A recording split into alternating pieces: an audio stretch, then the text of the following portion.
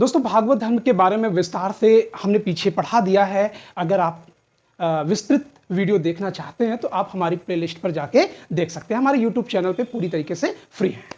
अब हम बात करते हैं कि मल्टीपल चॉइस क्वेश्चन के बारे में। अगर आप डिस्क्रिप्टिव देख के मल्टीपल चॉइस क्वेश्चन सॉल्व करते हैं तो बहुत ही अच्छा है, लेकिन अगर नहीं भी करते हैं तो फिर भी हमारी कोशिश है कि हम बेहतरीन तरीके से इन क्वेश्चनों को सॉल्व करा दें। और इसमें लगभग 50 क्वेश्चन का एक संग्रह है। ये वो क्वेश्चन है जो अलग अलग परीक्षाओं में, अलग अलग आयोगों में बार बार पूछे गए हैं। तो आइए देखते हैं इन प्रश्नों के बारे में और एक एक प्रश्नों को हल कर। आपके सामने पहला प्रश्न है, कृष्ण का कौन सा पुत्र चांडाल कन्या से उत्पन्न हुआ था?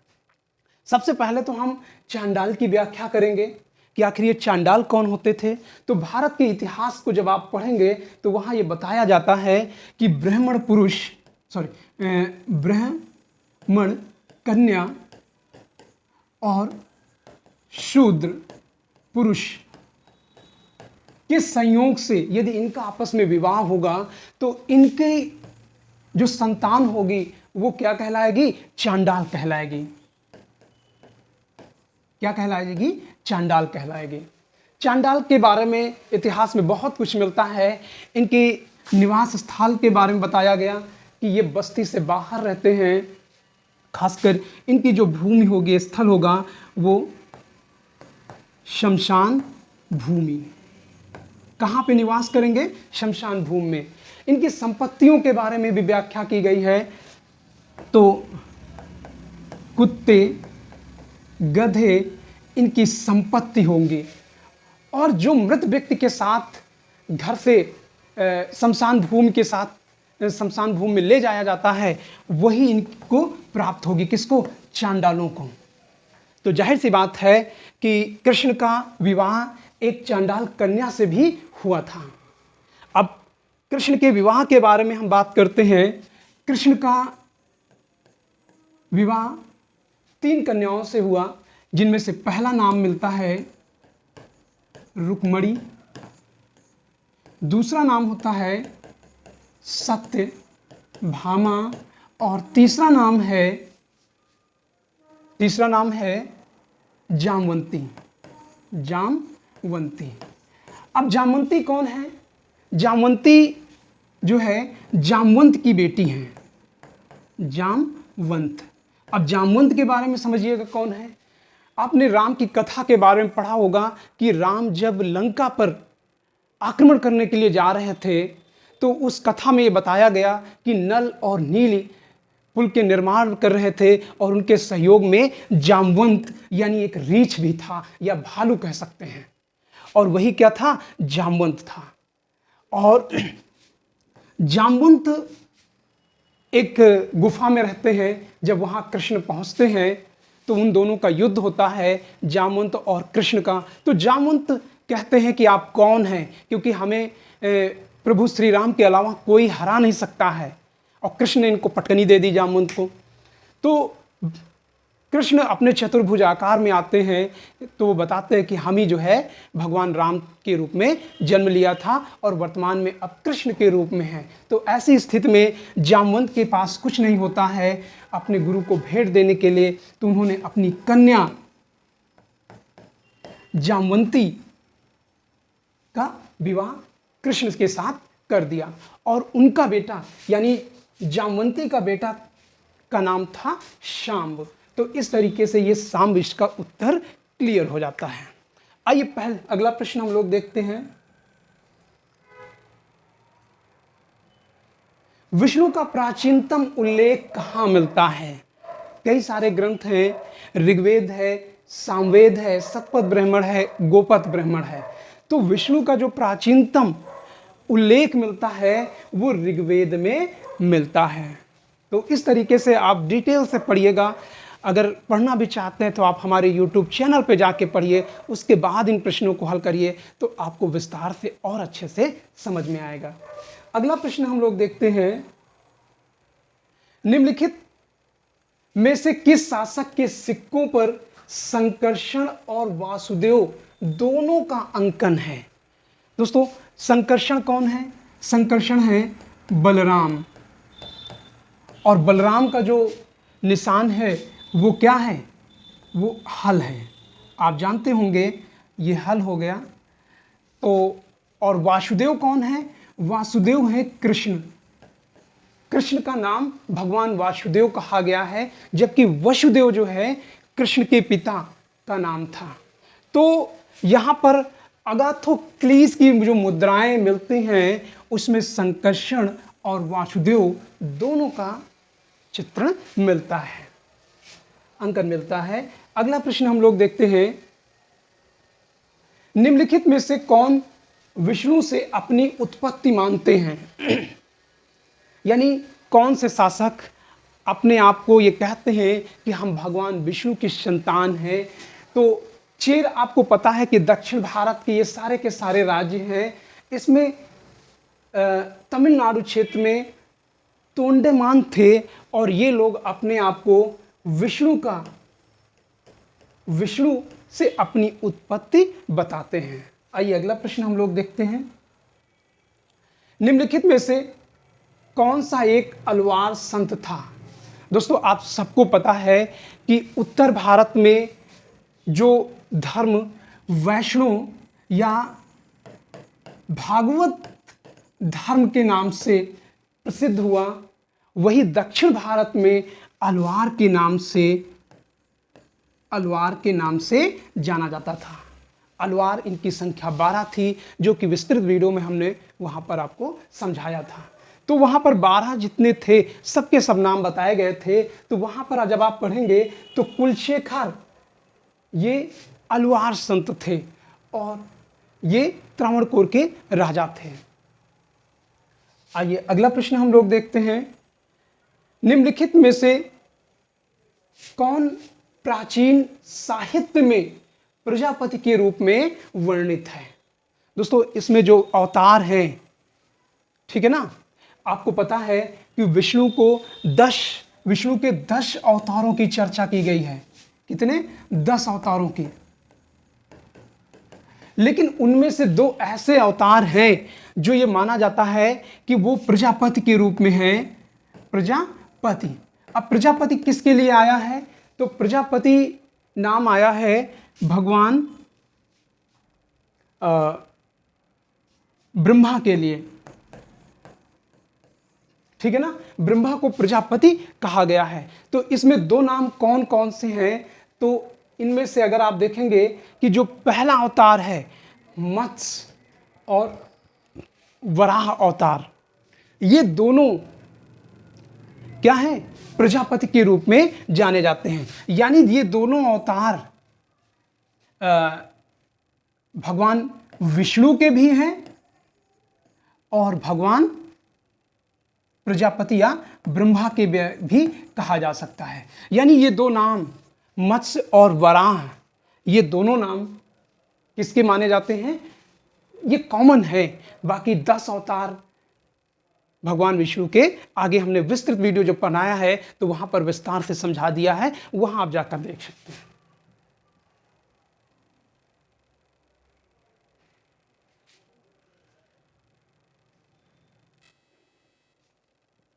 आइए अगला प्रश्न देखते हैं हम लोग,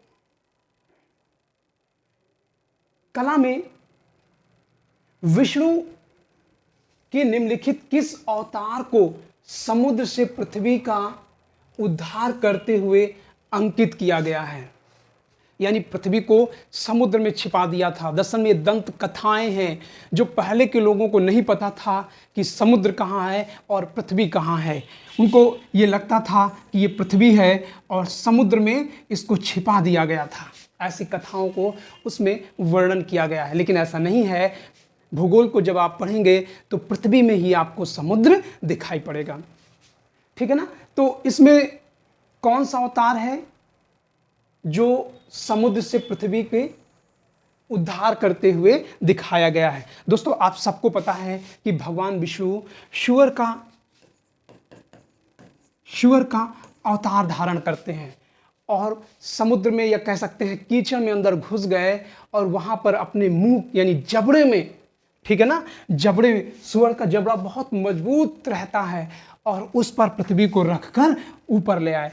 तो वराह जो है सुअर को कहा गया है, तो इसमें वराह का जो अवतार है वो समुद्र से पृथ्वी का उद्धार करते हुए अंकित किया गया है। आइए अगला प्रश्न हम लोग देखते हैं। निम्नलिखित में से कौन सा सही है? देखिए 4 कथन दिए गए हैं और चारों कथनों में पहला कथन है ब्राह्मण धर्म बलि नहीं मानता है।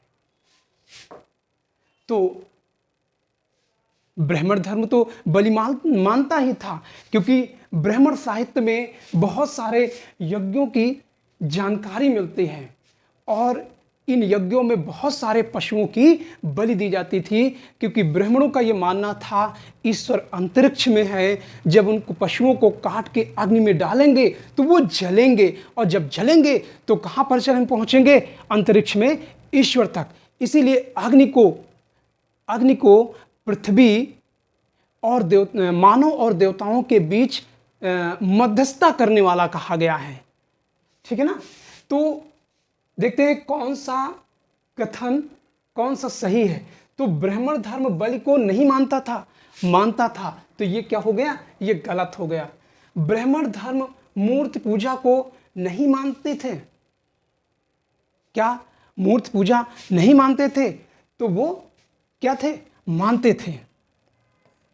ठीक है ना? तो ये भी स्टेटमेंट गलत हो गया। ब्राह्मण धर्म वेदों और पुराणों को नहीं मानता था। ब्राह्मण धर्म वेदों और पुराणों पर ही तो आधारित है, तो ये भी स्टेटमेंट क्या हो गया? गलत हो गया। उसके बाद अगला हम देखते हैं, ब्राह्मण धर्म अवतार के सिद्धांत को स्वीकार करता है। बिल्कुल स्वीकार करता है। ठीक है ना? वो ये मानता है कि ईश्वर का जन्म कई बार हुआ। भाई तभी तो विष्णु के 10 अवतारों की चर्चा की गई है।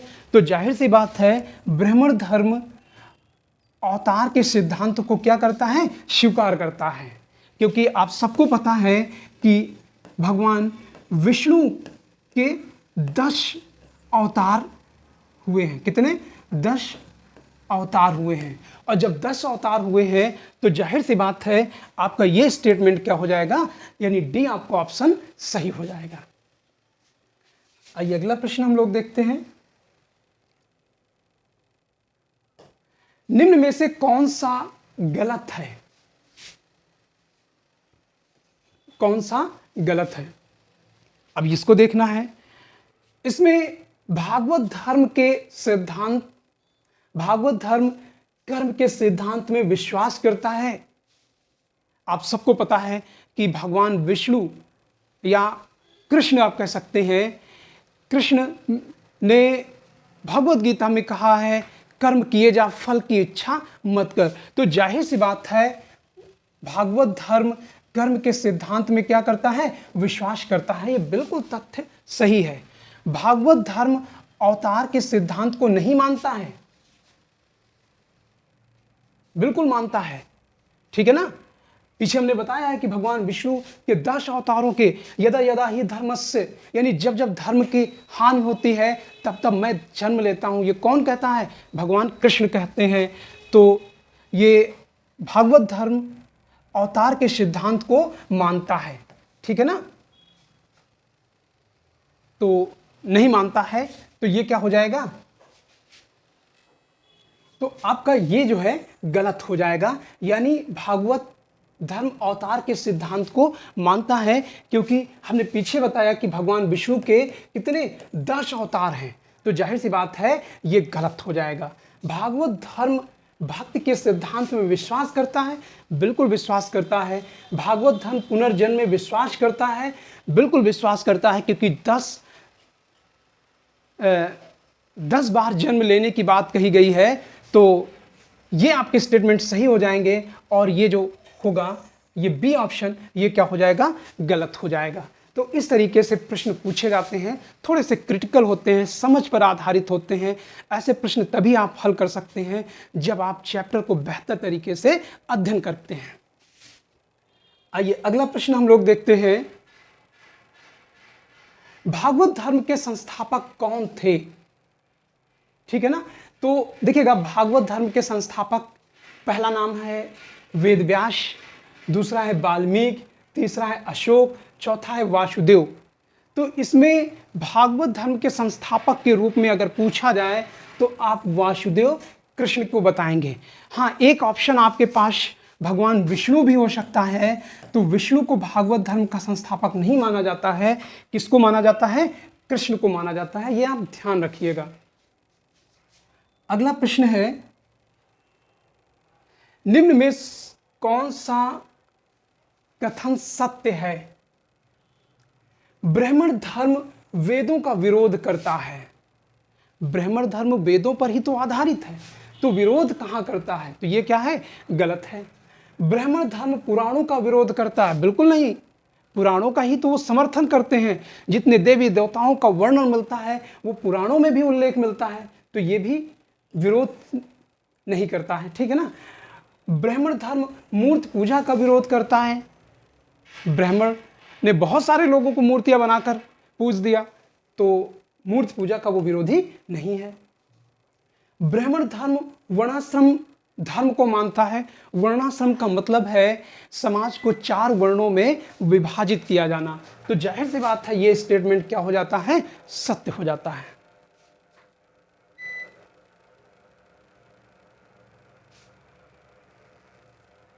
आइए अगला प्रश्न देखते हैं। निम्न में से कौन सा पुराण है? इनमें से कौन सा पुराण है? भगवद गीता, रामायण, धम्मपद, श्रीमद् भागवत। तो पूछा गया है इनमें से कौन सा पुराण है, तो इसमें श्रीमद् भागवत जो है वो क्या है? वो पुराण माना जाता है।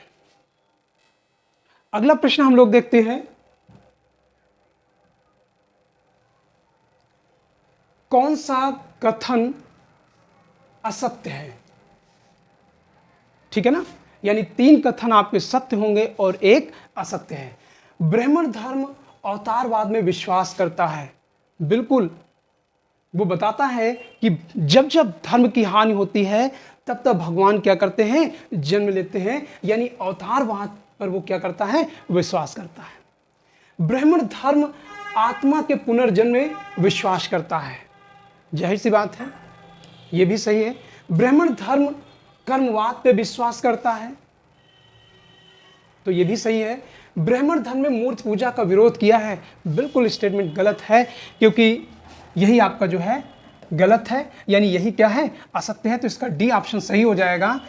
ब्राह्मणों ने बहुत सारे देवी देवताओं की मूर्तियों को बनाकर पूज दिया, तो जाहिर सी बात है वो मूर्ति पूजा का विरोधी नहीं बल्कि क्या है? मूर्ति पूजा का समर्थक है।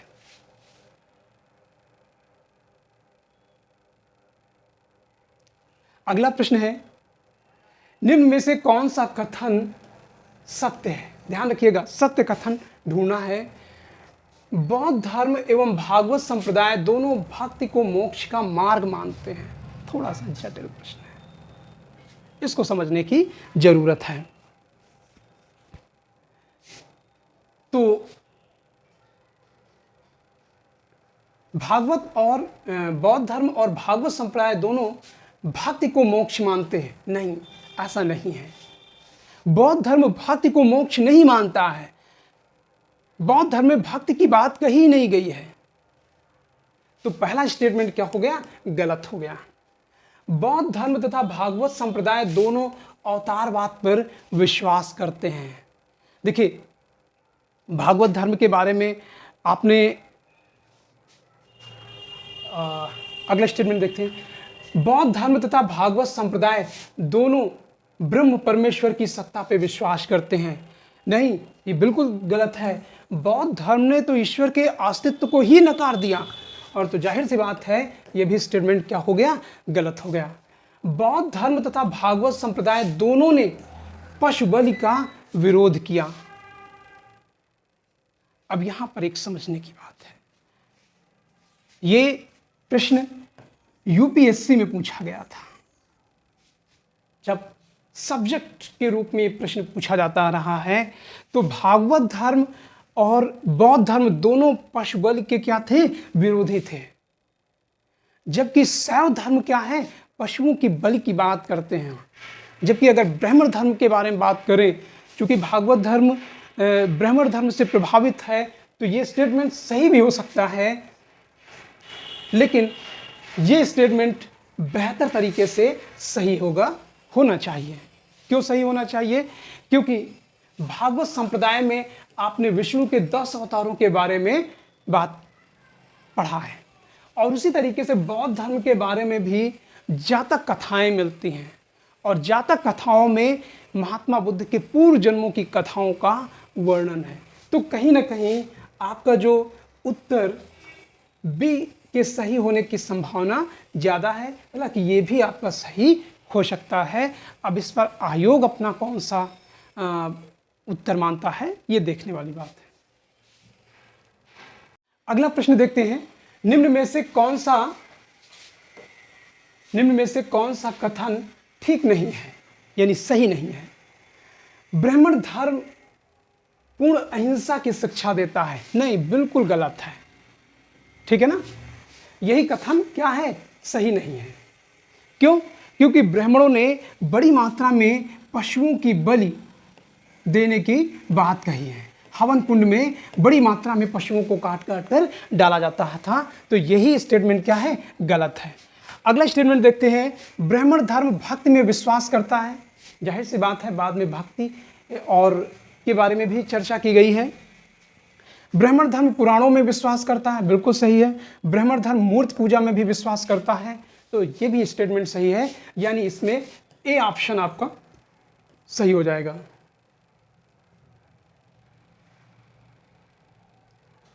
आइए अगला प्रश्न देखते हैं,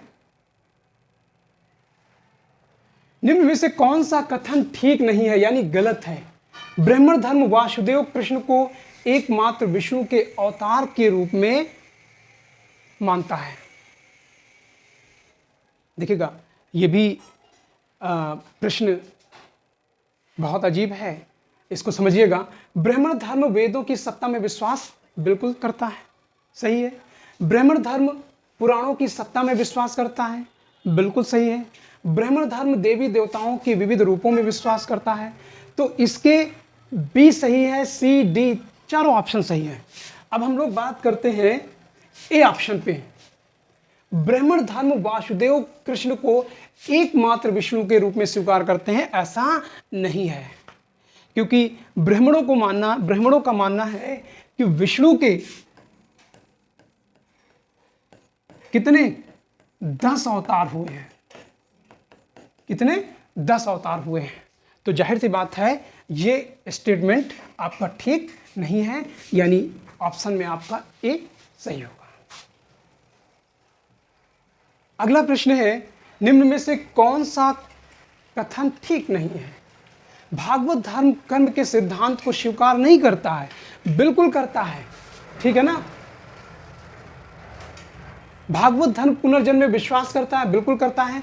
भागवत धर्म भक्ति के सिद्धांत को स्वीकार नहीं करता है। कौन सा कथन ठीक है? ठीक है ना? तो आपका ये स्टेटमेंट सही हो जाएगा। भागवत धर्म की भक्ति के सिद्धांतों से भागवत धर्म इस विचार को अस्वीकार करता है कि प्रत्येक जीवित प्राणी में आत्मा है। तो इसमें आपका बी ऑप्शन सही हो जाएगा।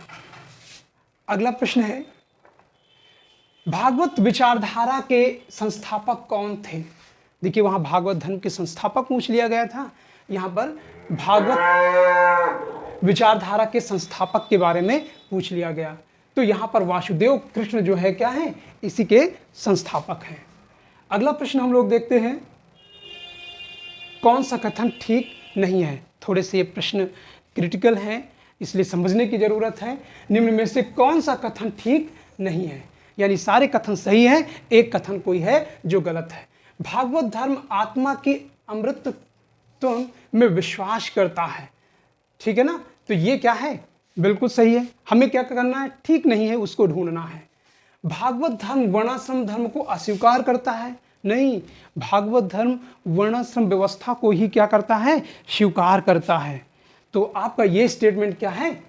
यही ठीक नहीं है, यानी यही आपका ऑप्शन बी सही होगा। इसके बारे में देखते हैं, भागवत धर्म अवतारों में विश्वास करता है। पीछे बताया गया 10 अवतार होते हैं। भागवत धर्म मूर्ति पूजा में विश्वास करते हैं, तो ये दोनों सही है, ये भी सही है। आपका वर्णाश्रम व्यवस्था को अस्वीकार नहीं करता है, इसमें वर्णाश्रम धर्म के बारे में प्रश्रय दिया गया है।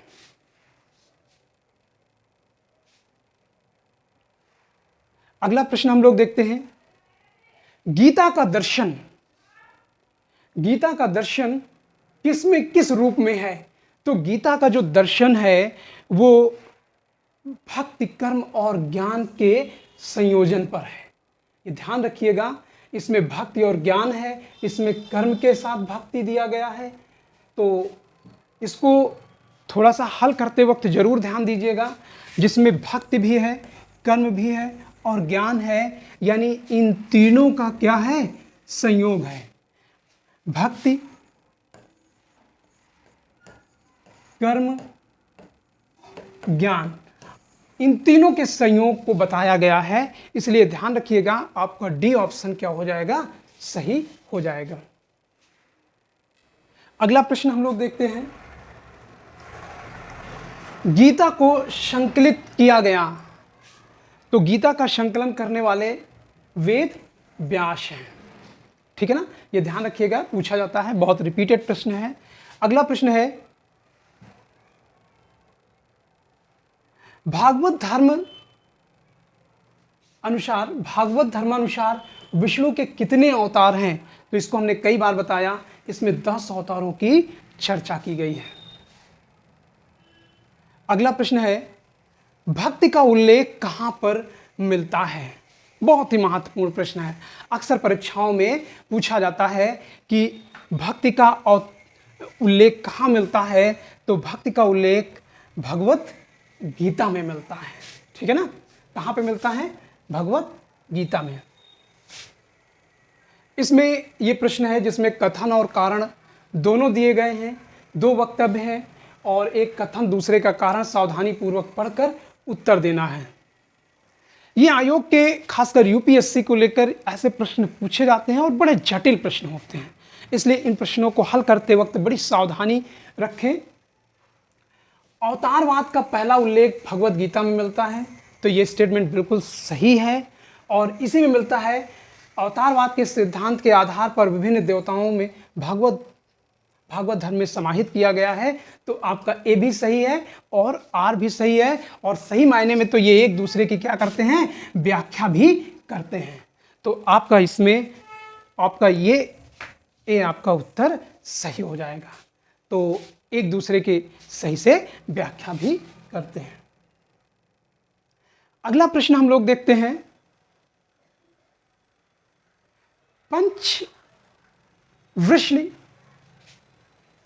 वृषणवंश के पंचवीरों में सांब किसके पुत्र थे? पीछे जो पहला प्रश्न हमने सॉल्व कराया था वहां पर हमने बताया कि जामवंती के पुत्र थे। सांब किसके पुत्र थे? जामवंती के पुत्र थे। पंचवृषणवीर कौन है? इसके बारे में हमने विस्तृत वीडियो आपकी क्लास के लिए बनाया है। आप YouTube चैनल पे जाके आपकी प्लेलिस्ट में जाइएगा, वहाँ पर बेहतर तरीके से आपको समझाने का प्रयास किया गया, आप वहाँ पे समझिएगा। अगला है, सातत्वविद शब्द का तात्पर्य है। तो यहाँ पर जो सातत्व शब्द आया है वो भागवत अनुष्ठान के लिए आया है। अगला प्रश्न हम लोग देखते हैं, वासुदेव कृष्ण का प्राचीनतम अभिलेखी साक्ष्य कहाँ मिलता है? तो वासुदेव कृष्ण का जो प्राचीनतम अभिलेखी साक्ष्य है, इसके बारे में विस्तार से हमने समझाया है कि तक्षशिला का यूनानी शासक एंटियोक्लिड्स था और उसका राजदूत हेलियोडोरस कहाँ आता है? बेशनगर विदिशा आता है और वहीं पर क्या करता है? एक गरुड़ ध्वज की स्थापना करता है। आप विस्तार से पढ़िए, तब जाके ये प्रश्न सॉल्व करने में आपको मजा आएगा। अगला प्रश्न हम लोग देखते हैं, निम्न में कौन सा वृषणवीर नहीं है?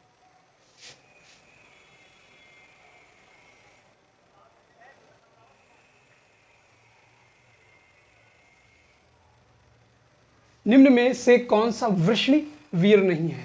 दोस्तों 5 वृषणवीरों के बारे में बताया गया है।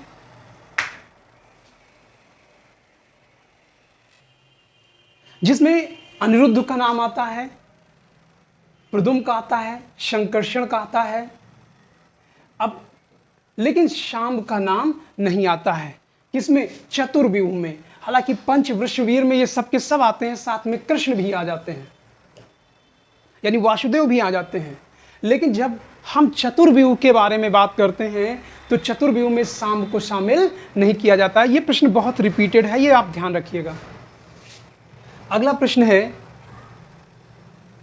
बेसनगर में गरुड़ ध्वज की स्थापना करने वाला कौन था? तो ये बहुत ही रिपीटेड प्रश्न है और ये था हेलियोडोरस। अगला प्रश्न हम लोग देखते हैं, निम्न में से कौन सा एक महिला या स्त्री अलवार संत थी? तो आपको हमने बताया, विस्तार में जब पढ़ाया है तो वहाँ पे बताया कि उत्तर भारत में जब भागवत धर्म का प्रचार प्रसार हुआ और जब ये दक्षिण भारत पहुँचा तो यहाँ पर इन्हें अलवार के नाम से जाना जाता है और अलवारों की संख्या 12 बताई गई है और 12 में एक महिला थी और वो महिला थी कौन? अंडाल। तो पूछ लिया जाता है कि कौन सी महिला अलवार संत थी? तो इन्हें गोला भी कहा जाता है या अंडाल भी कहा जाता है। अगला प्रश्न हम लोग देखते हैं, भागवत धर्म में कितने प्रकार की भक्ति का उल्लेख मिलता है? दोस्तों ये प्रश्न कई बार पूछा जाता है, लोग कंफ्यूज हो जाते हैं। नवधा भक्ति पूछ लिया जाता है, नवधा भक्ति किससे संबंधित है? तो बहुत बार लोगों को ये लगता है नवरात्र से संबंधित है, यानी देवी शाक्त धर्म से संबंधित है, लेकिन ऐसा नहीं है। ये भागवत धर्म से संबंधित है और ये नव भक्ति के बारे में बताया गया है। अगला प्रश्न हम लोग देखते हैं, हिंदू देवता जिसकी कभी कभी यूनानी लेखकों में हेराक्लीस से अभिन्नता स्थापित किया जाता है या कृष्ण किया जाता है, समीकरण किया जाता है, वो कौन सा है? हेराक्लीस किसको कहा गया है? हेराक्लीस कृष्ण को कहा गया है, हेराक्लीस। जबकि शिव को डायनोसियस कहा गया है। यानी एक तरीके से आप कृष्ण का जो यूनानी नाम है वो कौन सा है? हेराक्लीस। अगला प्रश्न देखते हैं, हेलियोडोरस बेसनगर अभिलेख में निम्नलिखित में से किसका उल्लेख है? तो ध्यान रखिएगा, ये प्रश्न बहुत महत्वपूर्ण है कि हेलियोडोरस के बेसनगर अभिलेख में किसका उल्लेख है? संकर्षण वासुदेव नहीं, उसमें केवल वासुदेव का उल्लेख है। ठीक है ना? उसमें ना तो पंच वृषणवीरों का उल्लेख है, न चतुर्व्यूहों का उल्लेख है। किसका उल्लेख मिलता है? केवल वासुदेव का उल्लेख मिलता है। अगला प्रश्न हम लोग देखते हैं, कला एवं साहित्य में गोपियां कृष्ण की कथा का प्रमुख अंग कब बनी? यानी ये बहुत पहले नहीं था, गुप्त काल में इसको स्थापित किया गया। यानी कृष्ण का और गोपियों के मध्य प्रेम और विरह की जो व्यथा है वो गुप्त काल की है। तो कला में जो बताया गया है वो गुप्त काल का है। सात विदित शब्द का तात्पर्य ये भागवत अनुष्ठान से है। ये रिपीट हो गया है प्रश्न। अगला प्रश्न है, पंच वंश के वृषणवंश के वीरों में शाम किसके पुत्र थे? तो शाम जामवंती के पुत्र थे। अगला प्रश्न हम लोग देखते हैं, प्राचीन भारतीय धर्म ग्रंथों में किसके साथ कृष्ण का विरोध का या उल्लेख मिलता है? तो आप सबको पता है कि उन्होंने इंद्र की जगह पे गाय और गोवर्धन पेड़ पौधों की पूजा की बात कही थी। तो इनके साथ इनका विरोध, यानी इंद्र के साथ इनका विरोध मिलता है। अगला प्रश्न हम लोग देखते हैं, निम्न में से किससे यक्ष एवं यक्षिणियों की पूजा में विश्वास था? यक्ष और यक्षिणियों की पूजा में विश्वास था। तो इसमें आपको चुनना है, ये कई विकल्प दिए गए हैं। पहला ऑप्शन है ब्राह्मण धर्म, कालमुख संप्रदाय, बौद्ध धर्म, जैन धर्म। तो यहाँ पर ब्राह्मण धर्म में यक्ष और यक्षिणियों की पूजा की बात कही गई है। इसके साथ साथ कालमुख में भी यक्ष और यक्षिणियों के बारे में बताया गया है और जैन धर्म में भी यक्ष और यक्षिणियों के बारे में बताया गया है। लेकिन ब्राह्मण धर्म, कालमुख और जैन धर्म यानी बौद्ध धर्म में यक्ष और यक्षिणियों का कोई भी उल्लेख नहीं है। अगला प्रश्न हम लोग देखते हैं, निम्नलिखित में से किस ऐतिहासिक स्थल से पंचवृष्ण वीरों का उल्लेख करने वाला एक प्राचीनतम अभिलेख मिलता है? तो मोरा कूपा अभिलेख, मोरा कूपा अभिलेख, इसको स्थापित करने वाली कोई विदेशी महिला थी जिसका नाम था तोशा। तो तोशा ने स्थापित किया था और ये कहाँ पर था? मथुरा में। और इस तरीके से अंतिम प्रश्न हम लोग देखते हैं। अंतिम, हाँ, एक प्रश्न और है, प्रारंभिक भागवत धर्म में निम्नलिखित में से कौन प्रमुख लक्षण है? तो इसमें आप सबको पता है, भक्ति, कर्म और ज्ञान, ठीक है ना। और सामाजिक कट्टरता का यहाँ पर कोई अस्तित्व नहीं था, तो ये इसका कोई मतलब नहीं है। हाँ, त्याग भी इसमें शामिल है, ठीक है ना। तो कौन कौन से हो गए? भक्ति, कर्म, ज्ञान और त्याग। लेकिन सामाजिक कट्टरता यहाँ पर नहीं थी, क्योंकि कृष्ण ने खुद ही एक चांडाल कन्या से विवाह किया था। तो सामाजिक कट्टरता की कोई बात नहीं है। तो 2 प्रश्न और बचे हुए हैं।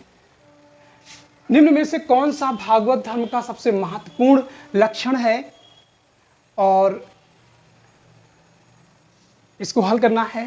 पहला ऑप्शन है निजी देवता के प्रति भक्ति पर जोर, और तप पर जोर। तपस्या वगैरह यहाँ पर कोई बात ही नहीं है। तपस्या ज़्यादातर देखिएगा शैव धर्म में तपस्या की बात कही गई है, जबकि भागवत धर्म में भक्ति की बात कही गई है। कर्मकांड पर भी जोर नहीं दिया गया है। तो यहाँ ज्ञान पर सबसे ज़्यादा जोर दिया गया है। अंतिम प्रश्न है और इसे सॉल्व करते हैं। देखते हैं, अर्धनारीश्वर का अवतार। अब आपको पता है कि अर्धनारीश्वर के रूप में कौन आता है? तो भगवान शिव और पार्वती का जो अवतार है अर्धनारीश्वर में आता है, तो वो किससे? शैव धर्म से संबंधित हो जाएगा। और स्यात् या संभवता आपको हमने जैन धर्म में विस्तार से पढ़ाया था, स्याद्वाद का सिद्धांत। तो स्याद्वाद का सिद्धांत जैन धर्म से संबंधित हो गया। और अंतिम है वीरों की पूजा।